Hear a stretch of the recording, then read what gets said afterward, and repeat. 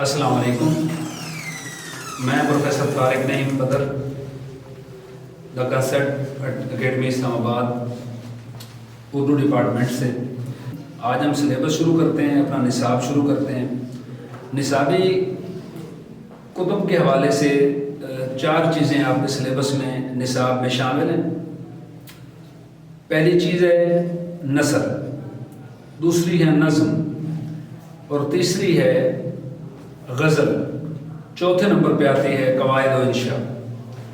تو آپ کی جو 9th کی اردو کی کتاب ہے اس میں سب سے پہلے جو سبق ہے نثر ہے وہ ہے ہجرت نبوی، لیکن چونکہ ہم آج ابتدا کرنے لگے ہیں سبق کی، اپنے سلیبس کی، اپنے نصاب کی، تو آج ہم سے شروع کریں گے، یعنی پہلے نظم ہم انشاءاللہ آج پڑھیں گے، اس پہ ہم بات چیت کرتے ہیں۔ ساتھ ساتھ ہمارے جو مشاہیر ہیں، ہمارے جو جید شعراء حضرات ہیں، بہت سے ایسے ہیں جنہوں نے مختلف میدانوں میں، جیسے نظمیں ہیں، جیسے غزلیں ہیں، نثریں ہیں، مضامین ہیں، کہانیاں ہیں، آبیتیاں ہیں، ناول ہیں، بہت ساری چیزوں میں اپنی کوشش کی ہے اور بڑی حد تک کامیاب رہے ہیں۔ اردو ادب دنیا کے مختلف ادبوں سے نسبتاً نیا ادب ہے، اور اس میں بہت سی چیزیں ایسی ہیں جو دوسری زبانوں سے ترجمہ کی گئی ہیں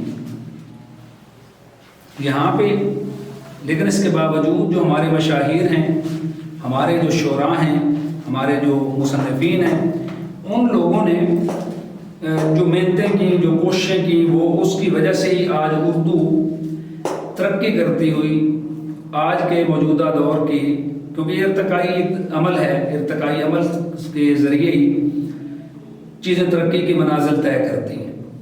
تو آج ہمیں اردو جس نہج پہ، جس سٹیج پہ نظر آتی ہے، اس کے پیچھے انہی لوگوں کا کمال ہے، انہی لوگوں کی کوشش ہے۔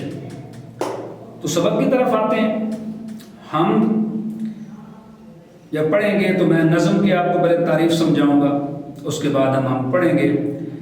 پہلے ہم اس حمد کو جو آپ کے نصاب میں شامل ہے، آپ کے سلیبس میں شامل ہے، اس کے لکھنے والے ہیں خواجہ الطاف حسین حالی۔ ان کے کچھ حالات زندگی ہیں، مختصراً میں کوشش کرتا ہوں پہلے ان پہ ہم بات کرتے ہیں، کیونکہ پہلے نے لکھا ہے یہاں پہ شاعر کا تعارف۔ تو خواجہ الطاف حسین حالی پانی پت میں پیدا ہوئے، 1837 میں پیدا ہوئے، 1914 ان کی وفات ہے۔ پانی پت بھارت کا آج بھی ایک مشہور شہر ہے۔ یہاں پہ اس وقت تک برصغیر کی جو مسلمانوں کی سب سے بڑی لڑائی پانی پت کے میدان میں ہوئی۔ ان کا تعلق انصاریوں کے ایک معزز خاندان سے تھا، ایک قبیلہ ہے، خاندان انصاری، اس سے یہ تعلق رکھتے تھے، جو غیاث الدین بلبن کے زمانے میں ہرات سے ہندوستان آیا۔ ہرات افغانستان کا ایک شہر، مغربی شہر ہے، جس کی جو سرحدیں ہیں وہ آگے نیشاپور سے، پھر نیشاپور آگے ترکی سے اس کی سرحدیں ملتی ہیں۔ تو یہ کندھار سے ہرات اور پھر آگے نیشاپور جانے والی شاہراہ پہ واقع ایک شہر ہے ہرات، افغانستان کا، اور پھر یہیں کا ہو رہا۔ ان کے والد کا نام خواجہ عزت بخش تھا، اور انہوں نے انتہائی اسرت اور تنگ دستی میں زندگی گزاری۔ اسرت کے معنی ہوتا ہے غربت یا تنگی۔ حالی بھی 9 سال کے تھے کہ ان کے والد کا انتقال ہو گیا۔ بڑے بھائی اور بہن نے حالی کی پرورش کی۔ 17 سال کی عمر میں ان کی رضامندی کے بغیر ان کی شادی کر دی گئی۔ علم کے شوق میں یہ بیوی کو میکے چھوڑ کر دلی چلے گئے، اور وہاں 1.5 سال معروف عالم اور واعظ کہتے ہیں واعظ کرنے والا، تقریر کرنے والا، مقرر، مولوی نوازش علی کے مدرسے میں زیر تعلیم رہے۔ 1856 میں حصار کلیکٹری میں ملازم ہو گئے، ایک محکمہ ہے اس میں ملازم ہو گئے، مگر 1857 کی جنگ آزادی کے باعث انہیں واپس آنا پڑا۔ 1857 کی جنگ آزادی، جس کو ہم مسلمان جنگ آزادی کہتے ہیں، انگریز اس کو غدر کہتے تھے، بغاوت کہتے تھے، یہ وہ جنگ ہے جو طے تو یہ ہوا تھا کہ ہندو اور مسلمان مل کے انگریزوں کو ہندوستان سے نکالنے کے لیے لڑیں گے، لیکن ہمیشہ کے عامیانہ پن پہ، ہمیشہ کی دھوکہ بازی جو ریت ہے ہندوؤں کی، انہوں نے عین وقت پہ مسلمانوں کو دھوکہ دیا اور یہ جنگ مسلمانوں نے اکیلے لڑی، جس میں ان کو شکست ہوئی، مسلمان ہار گئے اور انگریز پورے بر صغیر پہ تقریباً قابض ہو گئے۔ آخری جو شہر تھا آج بھی موجود ہے، سرنگا پٹم کا قلعہ، جہاں پہ سلطان فتح علی ٹیپو کو شکست ہوئی، اور یہ مسلمانوں کا آخر میسور، ریاست میسور تھی جس کا دارالحکومت ہے سرنگا پٹم، اور سرنگا پٹم میں میر جعفر اور میر صادق کی کہانی ہے کہ انہوں نے غداری کی، یہ مسلمان جرنیل تھے، اور ان لوگوں نے انگریزوں سے ساز باز کر کے جب ٹیپو سلطان اور سلطان اس کے والد صاحب حیدر علی ٹیپو کا نام تو فتح محمد تھا، فتح علی، یہ جب سامنے لڑ رہے تھے تو ان دونوں غداروں نے ساز باز کر کے قلعے کے پچھلے دروازے کھول دیے اور انگریزی فوج جو ہے وہ سرنگا پٹم کے قلعے میں داخل ہو گئی۔ یہ آخری قلعہ تھا جو مسلمانوں کے زیر نگین تھا، اور اس پہ انگریزوں نے قبضہ کر لیا، اور اس کے بعد انگریز پورے ہندوستان پہ قابض ہو گئے۔ یہ 1857 کی جنگ آزادی۔ پھر 1857 کے بعد نواب مصطفیٰ خان شیفتہ کے مصاحب صاحب سے ہے، اس کو آپ دوست کہہ سکتے ہیں، ساتھی کہہ سکتے ہیں، اور ان کے بچوں کے اتالیق رہے۔ ترکی زبان کا لفظ ہے، اتالیق کے معنی استاد۔ اسی زمانے میں انہوں نے شاعری میں مرزا غالب کی شاگردی اختیار کی، گورنمنٹ بک ڈپو لاہور اور اینگلو عربک سکول دلی میں ملازمت کی۔ 1904 میں انہیں شمس العلماء کا خطاب ملا۔ شمس سورج کو کہتے ہیں، علماء عالم کی جمع ہے، عالموں کو سورج یعنی بڑا عالم۔ مولانا حالی کا شمار اردو ادب کے اہم شاعروں، نثر نگاروں اور تنقید نگاروں میں ہوتا ہے۔ 1857 سے قبل انہوں نے قدیم اور روایتی طرز کی شاعری کی، مگر بعد میں حالات کی تبدیلی نے ان کے خیالات کو یکسر بدل ڈالا۔ شاعری کئی لوگوں نے کئی اقسام کی ہے، کئی لوگ ایسے ہیں کچھ ایسی محمل اور بے مقصد باتیں بھی کرتے ہیں جن کا کوئی وزن کوئی مقصد نہیں ہوتا۔ مثال کے طور پہ اگر ہم بات کریں، ایک شاعر ہیں بڑے مشہور، نام نے ذہن پہ آ رہا، وہ کہتے ہیں خدا کا شکر ادا کر بھائی جس نے ہماری گائے بنائی۔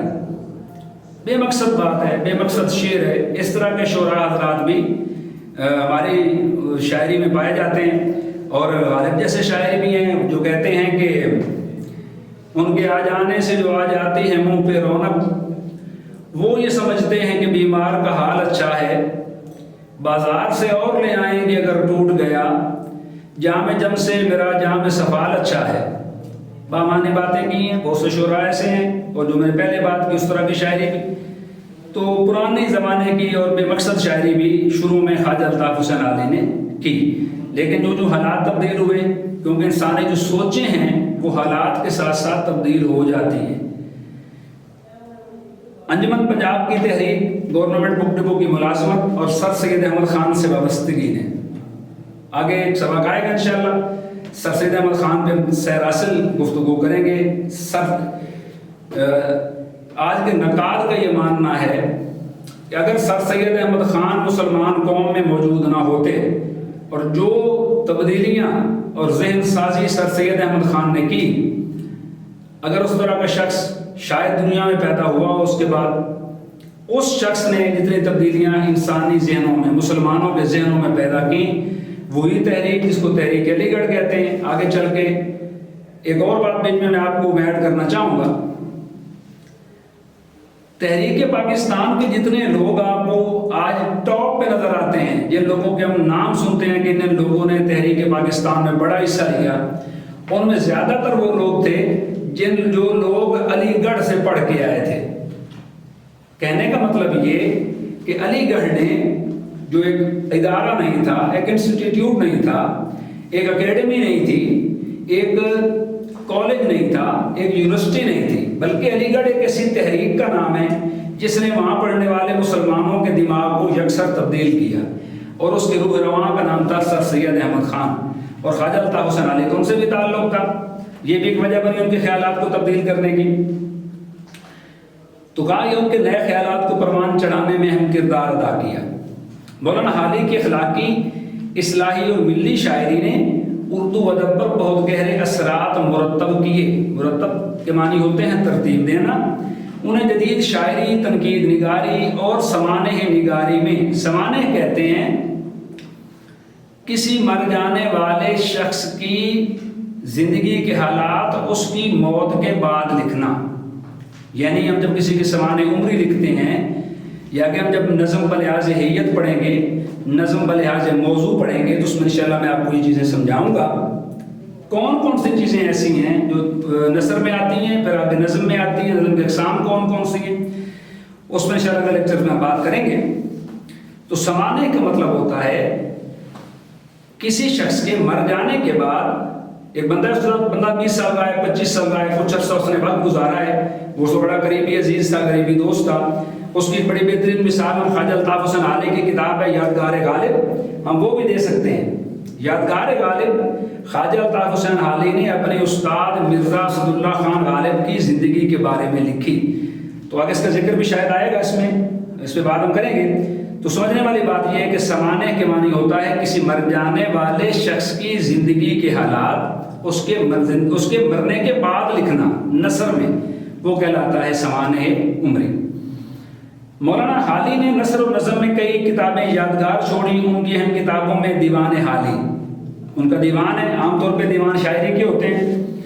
مسدس عالی، اصل میں اس کتاب کا نام ہے، نظم کا نام ہے مد و جزر اسلام، اور مسدس عالی کے نام سے یہ مشہور ہے. یہ وہ نظم ہے جس کے بارے میں اس نے خواجہ الطاف حسین حالی نے کہا تھا. یہ اس نے اپنے مسدس عالی جو ہے یہ مرزا غالب کی فرمائش پہ لکھی. مختلف رائے ہیں، ایک رائے سر سید احمد خان کی فرمائش پہ لکھی، تو تاریخیں مختلف ہیں. مرزا غالب نے اس مسدس حالی کے بارے میں، مد و جزر اسلام کے بارے میں کہا تھا کہ روز قیامت جب رب کریم مجھ سے پوچھے گا کہ غالب تم دنیا سے کیا لائے، تو میں کہوں گا یا اللہ میں اپنے شاگرد حالی سے یہ مسدس لکھوا کے لایا ہوں. اتنے خوبصورت نظم ہے، موقع ملے ضرور پڑھیے. دیوان حالی میں یہ شامل ہے، اور اس کی الگ سے کتاب بھی مارکیٹ میں دستیاب ہے، مل جاتی ہے، چھوٹی سی بک ہے. مقدمہ شعر و شاعری، یادگار غالب، حیات سعدی اور حیات جاوید، یہ خصوصیت سے قابل ذکر ہیں. یادگار غالب کے بارے میں پہلے بات کر رہا تھا. یادگار غالب وہی کتاب ہے جو انہوں نے یعنی خواجہ الطاف حسین حالی نے اپنے استاد مرزا غالب کے بارے میں ان کی وفات کے بعد لکھی. تو یہ سوانح عمری ہے. اب ہم آ جاتے ہیں حمد پہ. حمد کے معنی ہے تعریف کرنا، تعریف کیا جانا. یہ بنیادی طور پہ نظم ہے، اور یاد رکھیے کہ جتنا منظوم کلام ہے، جو ہم ردیف و مقافیہ ہوتا ہے، مطلع مقطع اس کا ملتا ہوتا ہے، پھر آگے اس کے 5-4 شعر ہوتے ہیں، پھر مقطع ہوتا ہے. مطلب پہلے شعر کو کہتے ہیں، وہ بھی لکھیں گے انشاءاللہ. آگے گرامر میں جب بات آئے گی تو میں آپ کو اس طرح سے سمجھاؤں گا. یعنی آسانی کے لیے آپ سمجھ لیں کہ ایسی الفاظ کا چناؤ جو 2 مصرے میں ہو، 4 مصروں میں ہو، 6 مصروں میں ہو، 10 مصروں میں، 10 شعروں میں ہو. جو ہم ردیف و ہم قافیہ کلام ہے، بات چیت ہے، وہ شاعری کہلاتی ہے. آسان سی بات ہے. تو جتنا کلام ہے، چاہے وہ غزل ہے، چاہے وہ نظم ہے، یعنی منظوم جو کلام ہے، نظم سے ساری چیزیں نکلتی ہیں. نظم کے بعد آتا ہے غزل، قصیدہ، مرثیہ، منقبت. جتنی شاعری کی اقسام ہیں یہ سارے کی ساری جو ہے مثنوی آتی ہے. وہ بھی انشاءاللہ آگے بتایا میں نے آپ کو، جب اس پہ گرامر میں بات کریں گے اس میں لکھواؤں گا. تو یہ ساری کی ساری چیزیں بنیادی طور پہ نظم ہیں. نظم تنظیم و ضبط جس طرح کہتے ہیں، تنظیم و ترتیب کہتے ہیں. تو الفاظ کو تنظیم و ترتیب سے بیان کرنا نظم کہلاتا ہے. اور جتنی بھی شاعری ہے، چاہے وہ غزل ہے، چاہے وہ قصیدہ ہے، مثنوی ہے، دوڑے ہیں، مائیے ہیں پنجابی میں، پھر اسی طرح کے ہائیکو ہے، ایک سانیڈ ہے فرانس سے آئی ہوئی، ایک اردو میں دارائی ہے، ایک شکل ہے نظم کی. جاپان سے ہائیکو آئی ہے، 3 مصروں کی ہوتی ہے. پھر آگے اس پہ ہم بات کریں گے. 2 مصروں، 1 مصرع ہو تو وہ شعر کہلاتا ہے، 1 مصرع ہو تو وہ مصرع کہلاتا ہے، 2 شعر کہلاتا ہے، 3 ہو جائیں تو مثلث بھی کہلاتا ہے. اور یہ ہائیکو اس کی ایک قسم ہے جو جاپانی صنف ہے. اور اس کا زیادہ تر استعمال اردو شاعری میں نہیں کیا جاتا، لیکن یہ ابھی تک اس میں لوگ کام، بہت سارے لوگ ایسے ہیں، بہت سے شعراء ایسے ہیں جس میں اپنی قسم کوشش کرتے رہتے ہیں۔ پھر 4 مصروں کی اگر 4 مصرے ہو جائیں تو وہ کہلاتا ہے رباعی، اور قطع بھی کہلاتا ہے۔ سمجھنے والی بات یہ 4 ہی مصرے قطع کے بھی ہوتے ہیں اور 4 ہی مصرے رباعی کے ہوتے ہیں۔ فرق کیا ہے؟ فرق صرف اتنا ہے کہ جو رباعی ہوتی ہے اس کا پہلا، دوسرا اور چوتھا 3 مصرے ہم ردیف و ہم قافیہ ہوتے ہیں۔ یہ ردیف اور قافیہ پڑھیں گے پھر آپ کو بہتر سمجھ آئے گی۔ جبکہ جو قطع ہوتا ہے اس کا صرف دوسرا اور چوتھا مصرع ہم ردیف و ہم قافیہ ہوتا ہے۔ پھر آگے 5 مصروں والی مخمس ہوتی ہے، پھر آگے 6 مصروں والی مسدس ہوتی ہے، 7 مصروں والی مصبہ ہوتی ہے، آگے مثنوی ہوتی ہے۔ وہ انشاءاللہ بات ہم تفصیل سے آگے کریں گے۔ بنیادی سمجھنے والی بات صرف اتنی ہے کہ آپ کو پتہ ہونا چاہیے نظم کیا ہے۔ نظم کے معنی ہیں تنظیم و ترتیب کے۔ الفاظ کو تنظیم و ترتیب سے جب ہم استعمال کرتے ہیں تو وہ کہلاتی ہے نظم۔ نظم کی بھی بہت سی اقسام ہیں، حمد ہے، نعت ہے، منقبت ہے، مرثیہ ہے، بہت ساری اقسام ہیں، اس پہ انشاءاللہ بات کریں گے۔ آج ہمارا جو بنیادی موضوع ہے وہ ہے حمد۔ حمد کے معنی تعریف کیا گیا یا تعریف کے معنی ہے اس کے۔ حمد بنیادی طور پہ وہ نظم ہے جس میں اللہ تعالیٰ کی تعریف بیان کی جاتی ہے۔ آسانی کے لیے اگر ہم بات کریں تو آسان الفاظ میں ہم یہ کہہ سکتے ہیں کہ حمد ایک ایسی نظم جس میں اللہ تعالیٰ کی تعریف بیان کی جاتی ہے، اسے کہتے ہیں حمد۔ تو ہمارے سلیبس میں جو حمد شامل ہے اس میں خواجہ الطاف حسین حالی نے بڑے خوبصورت انداز میں، بڑے خوبصورت طریقے سے، بڑے خوبصورت الفاظ کا چناؤ کرنے کے بعد انہوں نے اللہ تعالیٰ کی جو تعریف ہے وہ بیان کی۔ ایک شعر پڑھ لیتے ہیں، 4 شعر بعد میں رہ جائیں گے، وہ انشاءاللہ اگلے لیکچر میں۔ قبضہ ہو دلوں پر کیا اور اس سے سوا تیرا، ایک بندہ نافرما ہے حمد سرا تیرا۔ 2 لفظ مشکل اس میں آئے، ایک لفظ ہے بندہ نافرما۔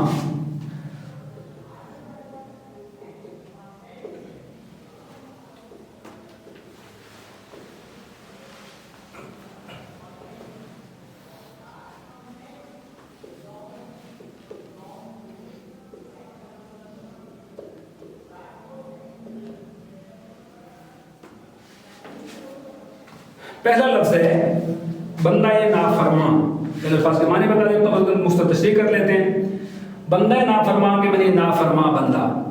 دوسرا لفظ ہے حمد سرا۔ حمد سرا کے معنی تعریف کرنے والا۔ اس میں ایک جو بات بنیادی ہے وہ آپ نے یاد رکھنی ہے کہ خواجہ الطاف حسین حالی نے یہ بات اپنے بارے میں کی ہے۔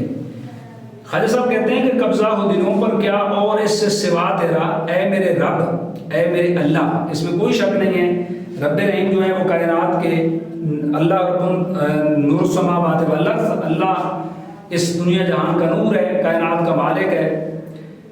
آسانی کے لیے میں ایک بات کرنا چاہتا ہوں، اللہ تعالیٰ نے انسان کو اشرف المخلوقات ہونے کی حیثیت دی، اور یاد رکھیے انسان نہ مرضی سے دنیا پہ آتا ہے، نہ مرضی سے دنیا پہ رہتا ہے، اور نہ ہی مرضی سے دنیا سے رخصت ہوتا ہے۔ یہ سب کا سب میرے رب رحیم کے حکم کے تابع ہے، اس کے حکم کی وجہ سے ہے۔